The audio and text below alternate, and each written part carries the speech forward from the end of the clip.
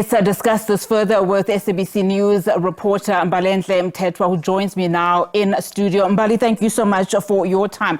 Now, just of course, listening to that package, I think it's important for us to then differentiate between Rand Water and Johannesburg Water. I think let's start there in terms of our conversation.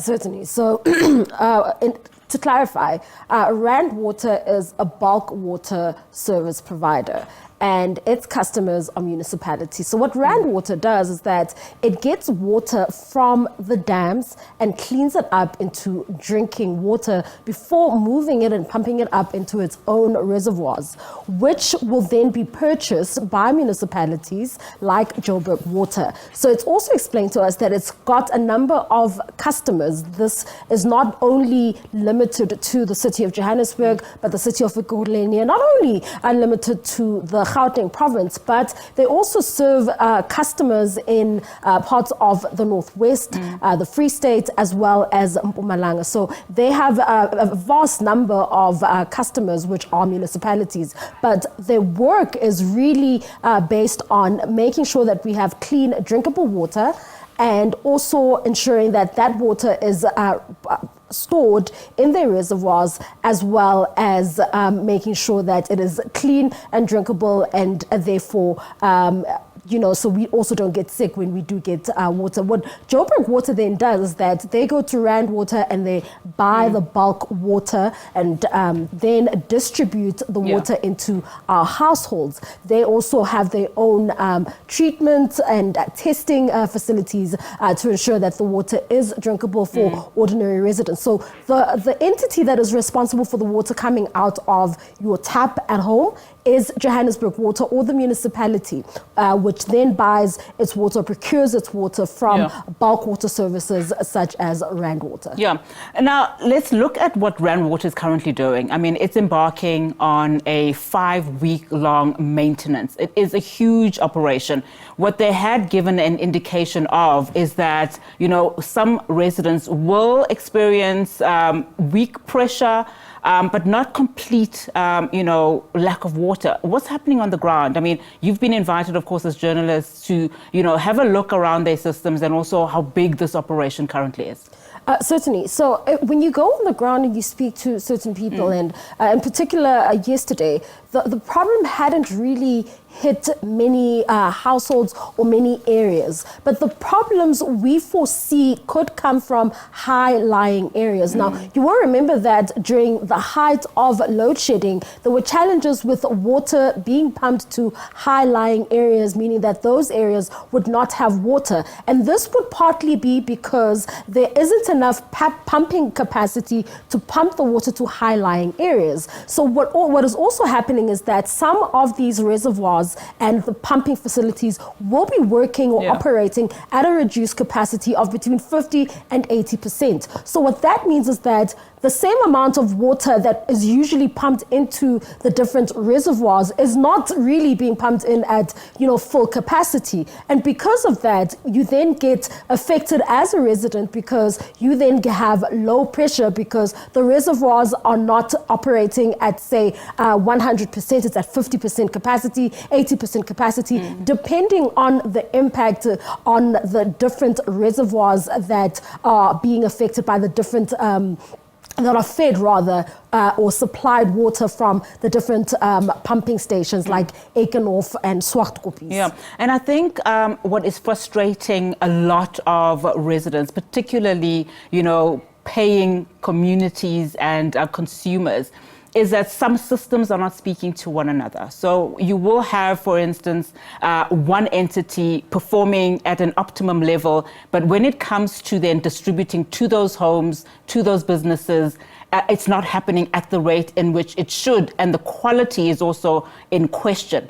I mean, we've been covering these stories for many months now in terms of what is happening, particularly on the ground. In as far as Johannesburg Water is concerned, what are some of your observations, particularly as it speaks to ailing infrastructure or maintenance that's not happening at the rate in which it should be happening? Now, research that has been compiled by our very own research department states that it would seem as though Johannesburg Water is not getting sufficient funds to perform its maintenance. And this is in regard to aging infrastructure, and also getting enough funds to enable it to be able to reach all the leaks and fix all the leaks and issues that might appear or that might occur in the network. And that is quite problematic, given that, there is that shortfall in terms of the budget at the moment. But what is also concerning is that, when we speak to Rand Water seems to be on top of its game, for lack of a better phrase, because what they're in fact doing right now with the maintenance operation is that they're also just trying to ensure that there are minimal interruptions in the future. Now, yesterday we visited one of the reservoirs, which is not far from here from here where we are right now. And what they're doing there is that they've got two different reservoirs, and they're trying to connect those two reservoirs in order to ensure that if they are working on the one reservoir, the other reservoir has enough water or capacity to then supply the residents. So what you then see happening in some municipalities where water is also kept, or the reservoirs that belong to the municipality, is that they have a pumping capacity, or electricity is provided by the city power, which is actually undergoing also load reduction at the moment, which could affect its ability to then pump water to residents. And that's where you see the problems. Rand Water says they use low water consumption periods to fix its very aging infrastructure.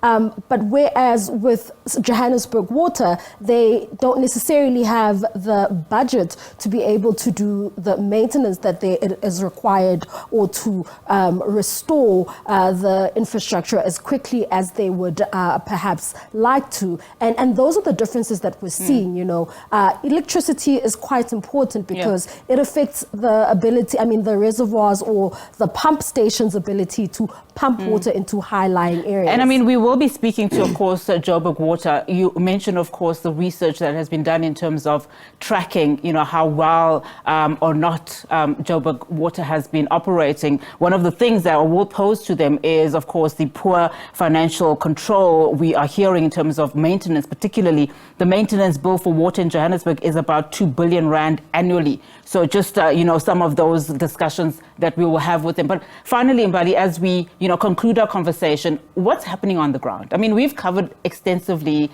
areas like, for instance, Hammanskraal, where people are simply not getting the proper service that they need. There's simply no drinking water that is adequate for human consumption. The Human Rights Commission, in fact, has also gone and investigated several areas in Gauteng, not just in Hammanskraal. From your reports, what are you finding in terms of how people are living? Certainly. Now, remember we spoke about how municipalities also have a responsibility of doing further tests and ensuring that the water that is then pumped into households is safe and for human consumption. And that is what you see not happening in some parts. In Hammanskraal, it was a similar situation where the tests and ensuring that at a particular reservoir that then feeds or pumps water into that community was not happening at an optimal level. There are testing facilities at municipalities where they also undergo a blue drop test or anything of that nature to ensure that the water is safe for human consumption. So if you see things like that happening, it is also quite important to then look into the different municipalities and see how they are also managing their own infrastructure.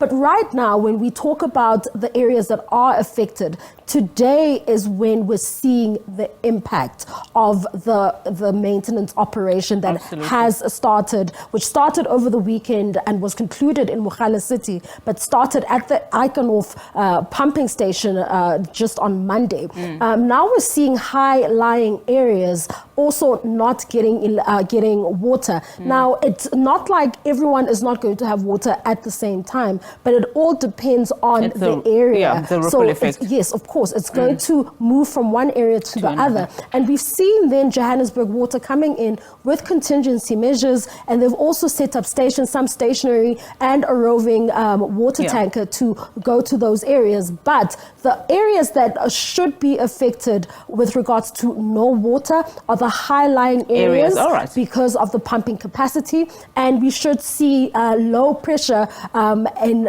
low-lying areas. Okay. So that's what we're going to see so far. But at the moment, it would seem as though people will need to rely on those water tankers when they do come along. All right, perfect. Mbali, thank you so much for that. Of course, Mbalenhle Mthethwa is our reporter, of course, covering extensively just the lay of the land in as far as how water is currently being distributed in Johannesburg and surrounding areas.